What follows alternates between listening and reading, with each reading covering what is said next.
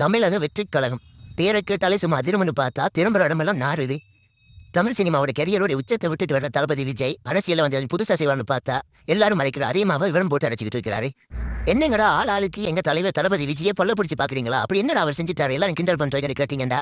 எங்களால் ஒண்ணுமே சொல்ல முடியாது. ஏன்னா அவர் சொல்ற அளவுக்கு ஒண்ணுமே செய்யல. காரி துப்புற மாதிரி தான் எல்லாமே செஞ்சுக்கிட்டு இருக்காரு. அவரை விமர்சிக்கிறது எங்கட வேலை இல்ல. அவருடைய கட்சியை அவர் தான் காப்பாற்றணும். தளபதி விஜயோடைய அரசியல் பயணங்களை நடுநிலையா இருந்து பாத்தீங்கன்னா உங்களுக்கே புரியும் எவ்வளவு கோமாளித்தனமா இருக்குதுண்டு. சரி, தலைவர் தளபதி தான் இப்படி இருக்கிறாரு, அவர்களுடைய தம்பிகள் சரி உருப்படியா இருப்பாங்கன்னு பார்த்தா ஐயோ சாரி, தம்பியோன்னு சொல்லக்கூடாது, அணில் குஞ்சுகள். ஏன்னா அப்புறம் தம்பிகளுக்கு இருக்க மரியாதை எல்லாம் போயிடும். இந்த அணில் குஞ்சுகள் அதுக்கு மேல தலைவர் தளபதி குடிச்ச எச்சி டம்ளரையே 10,000 ரூபாய்க்கு எல்லாம் போடுறாங்களாம். இதை நாங்க சொல்லல, அவருடைய கையாளு புசி ஆனந்தே சொல்றாரு. அந்த மனுஷனுக்கு தமிழே ஒழுங்கா வராது. இதுல தமிழக வெற்றி கழகத்தில் அவர் ஒரு முக்கிய பிரமுகர். நான் இன்னும் அவருடைய எம்பலத்தினாலும் எல்லா புத்தகத்திலையும் தேடிட்டு விழுகுதே இல்லை. அடுத்தது அவருடைய கையாளு லயலா மணி. லயலா காலேஜோட பிரின்சிபலே அவருடைய பேருக்கு முன்னுக்கு அடமொழி போடாம தான் தெரிகிறாரு. அடமலையில பெஞ்ச காலம் இது படுற பாடு. அவனுக்கும் சரி அவனோட சுற்றுலா அரசியல்களுக்கும் சரி சுய அறிவும் இல்ல, சொந்த அறிவும் இல்ல. அரசியல் சம்பந்தமா ஏதாச்சும் கதை கொண்டு வந்தாலே நாம் தமிழர் தம்பிகளுடைய அறிவுரை தான் கேட்பாங்க போல. அச்சு பிசராம அப்படியே வந்து ஒப்பிக்கிறாங்க. வெக்கமே இல்லாம, அதுவும் பொது வெளியில.